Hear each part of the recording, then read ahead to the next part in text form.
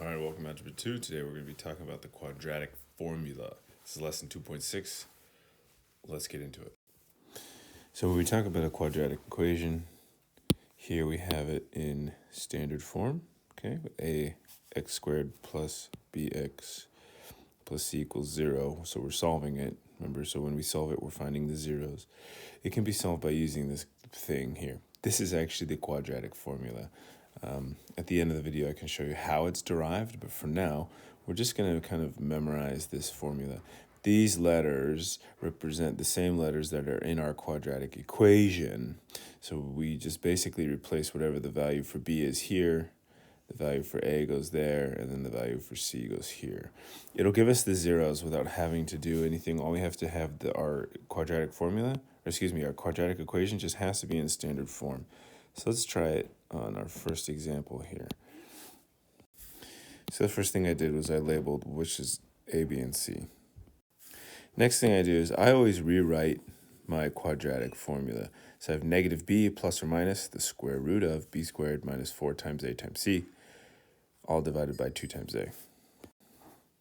And then I replace everything. I use parentheses anytime I have a variable that I replaced. So I replaced b with negative 4, so I have negative 4. I replaced a with 3, and I replaced c with negative 9. And I'm just going to do the maths. So I did the maths. I got 4, because I have negative, plus or minus 16 plus 108. This is 108. Negative 4 times negative 9, that means it's a positive, so now I'm plus. This is 12 times 9 is 108. Divided by 6, and then I'm going to simplify. So I simplified my radical here and also my fraction, and so my final answer is 2 plus or minus the square root of 31 all over 3. Final answer. Let's do the next one.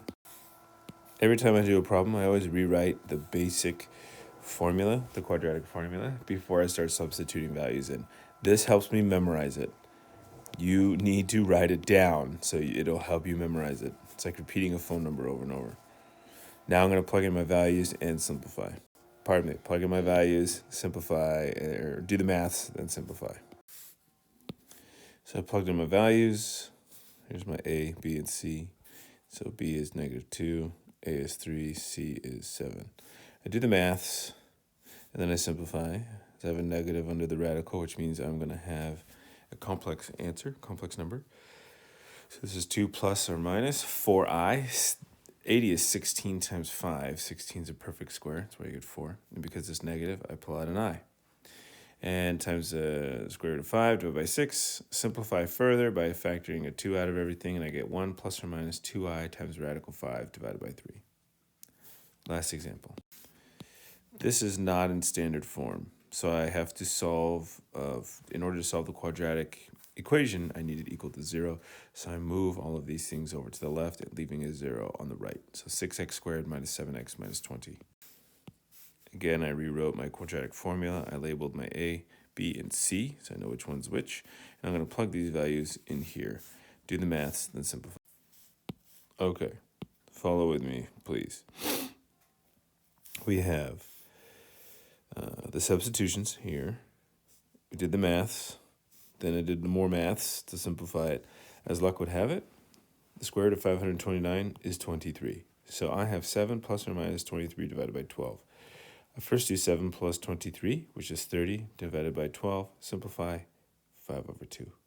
Then you do 7 minus 23, which is negative 16, divided by 12. Simplify, it's negative 4/3. And we're done. So if you notice from the example, what happens inside the square root determines the type of solution we get, okay? So this is the part that's inside the square root. Let's highlight that. It's the discriminant, okay? And so when the discriminant is positive, I'm going to get 2 real solutions. If you know from the example, sometimes they're rational, meaning they are a perfect square. Sometimes they're irrational, meaning it's not a perfect square, and I have a radical in my solution. If the discriminant is 0, meaning b squared minus 4ac, they cancel each other out. I'm only going to have one real solution. If this value here is negative, like we saw, I'm going to have 2 complex solutions. I'm going to have a real number plus or minus some imaginary part divided by over some other number. Okay, so we're just going to describe the type of solution that each of these quadratics have, we're not even going to worry about solving it for now. So I went ahead and rewrote the formula, but I highlighted the discriminant. This is where it's located in the quadratic formula. Then I replaced the values, and we're going to do the maths. So 8 squared is 64. 4 times 16 is also 64. My discriminant is going to be 0. I'm only going to have one real solution. And I'll solve this so you can see what happens. So this is the quadratic formula simplified already. So I have negative b, which is 8, plus or minus. My determinant is 0, so I wasn't going to fill that out again. Divided by 2 times a, which is 2 times 16, 32. So the plus and minus part here, this part is gone. This is what yields more than one solution. But because it's a 0, I'm just going to have one number.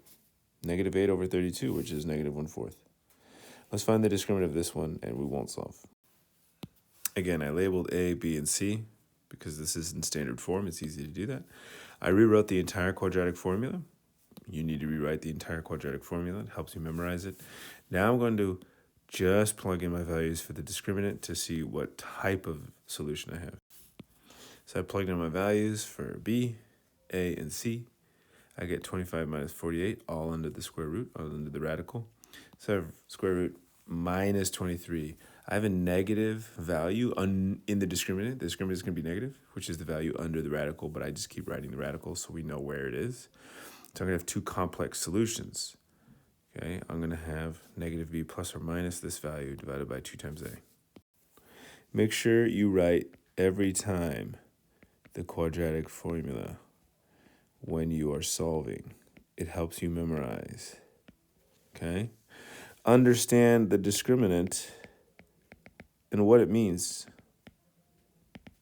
It's the value under it's actually this value here. It's under the radical. Remember, it's going to yield different. It's positive. You're going to have two real solutions. If it's 0,